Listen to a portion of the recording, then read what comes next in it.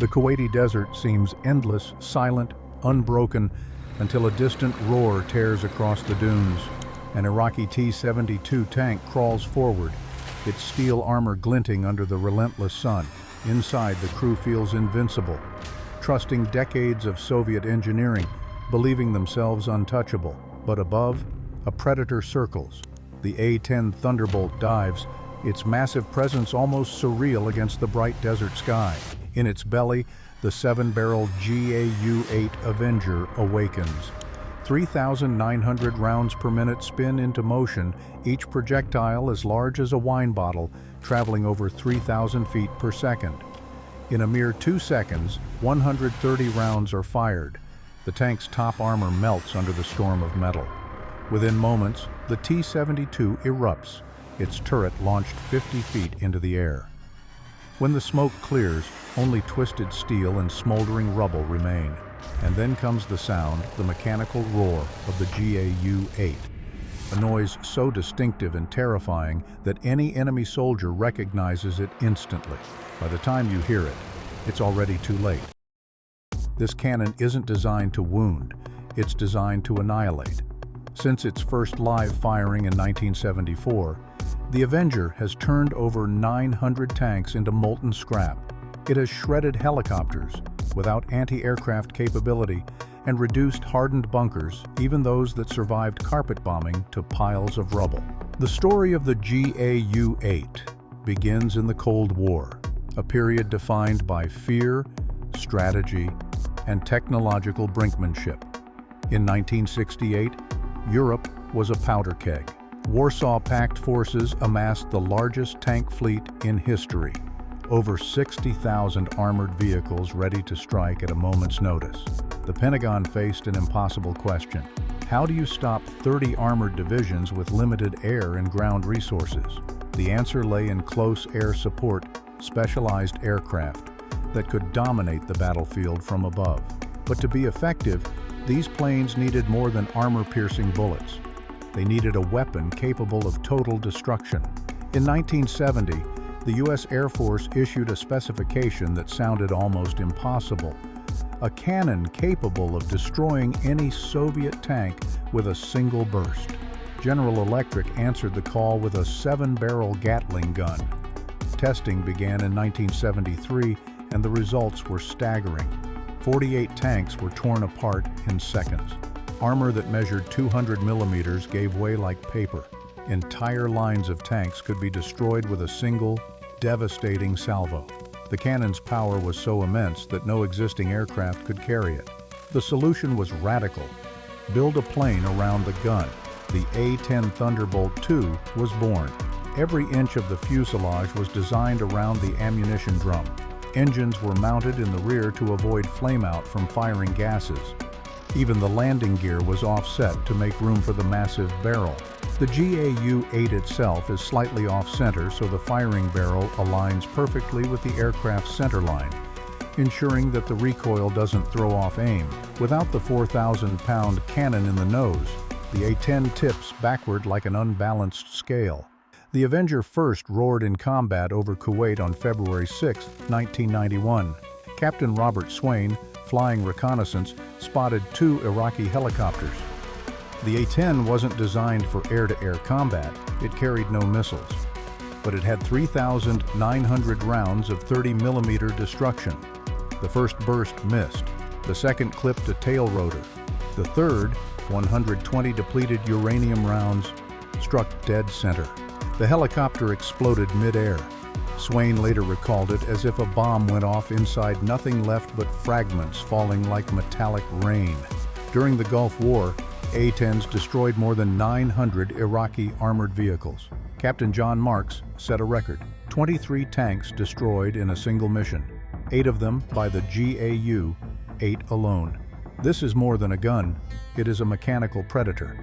Each second of firing generates 45,000 newtons of recoil, like being struck by a freight truck, 65 times per second. Engineers designed a recoil dampening system to distribute this violence across the aircraft, or the A-10 would tear itself apart. The cannon reaches full speed in half a second, firing only 50 rounds during that moment. Then comes the relentless rhythm. 65 rounds per second, 7 barrels cycling in perfect mechanical harmony. 1 fires while 6 reload and cool. Empty shells aren't ejected. They are fed back into the drum, protecting the aircraft and keeping balance. The 1,174-round drum allows 18 seconds of continuous fire, enough to erase an entire armored column. The sound of the GAU-8 is iconic. 65 explosions per second create a frequency that tears through the air. For friendly troops, it signals salvation. For enemies, it is the soundtrack of annihilation. The rounds hit faster than their own sound. When you hear it, it's already too late. Each round is a precision-engineered missile of destruction. Depleted uranium shells weigh 1.5 pounds and penetrate over 2 inches of steel at 500 meters. Upon impact, the metal ignites, melting everything inside.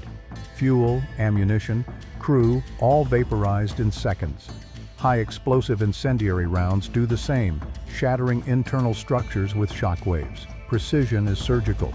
80% of rounds land within a 40-foot circle at 4,000 feet. A 2-second burst delivers 130 impacts in an area smaller than a basketball court. But the Avenger demands respect. In 1991, 2 A-10s mistakenly attacked British vehicles. The GAU-8 does not forgive errors. During development, firing gases sometimes caused engine flameouts. Engineers added automatic igniters to relight engines mid-burst. Test pilots risked their lives to perfect the weapon. Myths surround the Avenger. Some claim it can stop the plane mid-air or fire endlessly. In reality, the drum empties after 18 seconds and the recoil slightly affects flight. Attempts to mount smaller versions failed. Only the naval goalkeeper system succeeded with modified GAU-8s for missile defense. The Avenger is as psychological as it is mechanical. In Iraq and Afghanistan, insurgents changed tactics to avoid it, moving only at night or dispersing when they heard the roar. For U.S. troops, it is a symbol of hope. Pilots revered it, marking flight suits with BRRT and collecting spent casings as trophies. Rivals tried to compete. The Soviet GSH-630 fired faster, but destroyed aircraft with its recoil. The M61 Vulcan was lighter and faster, but could not pierce armor. Only the GAU-8 combined firepower, precision, and reliability. The numbers are staggering. Over 3 million rounds fired in combat, more than 1,000 vehicles destroyed, and an 85% effectiveness rate in the Gulf War. Each burst costs less than $2,000, a fraction of the cost of a missile. Even today, the Avenger faces modern threats: reactive armor, advanced air defenses, S-400 missiles. Critics call it outdated. Advocates call it unmatched in efficiency. While drones, artillery, and fifth-generation fighters rise, the A-10 continues to deliver results, adapting, evolving, surviving, and continues. Every time a tank column moves, every time a convoy tries to cross a desert plain, the GAU-8 changes the battlefield without a single shot being fired. Its roar doesn't just destroy tanks, it forces enemies into hiding, reshapes strategy, and reminds the world that engineering brilliance still rules the skies. And the psychological effect cannot be overstated. Enemy troops report halting movements when the distant hum of turbines grows into the unmistakable morale shatters before the first shell lands. Soldiers scatter, convoys halt, and entire operations are disrupted. No drone, no missile, no artillery barrage has ever achieved this level of immediate, battlefield-wide intimidation. The GAU-8 Avenger is not just a weapon. It is a predator of steel, a guardian angel to allies, and an executioner to enemies. It is a living testament to precision, power, and destructive genius, proof that sometimes raw firepower, coupled with innovation, can dominate the battlefield more effectively than any modern smart weapon.